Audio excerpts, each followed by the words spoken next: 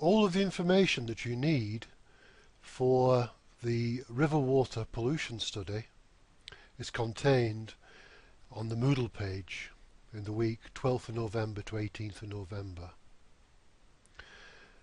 All the details about what's actually required are in this file here, the exercise on river water pollution. You should have a look at the 2007 to 2009 EPA report Rivers for Water Pollution Study. This contains details about water quality in Ireland, about seriously polluted rivers, and also about the nature of the pollution. The 2005 EPA report contains details about individual rivers, and also a section about how river water quality is actually calculated.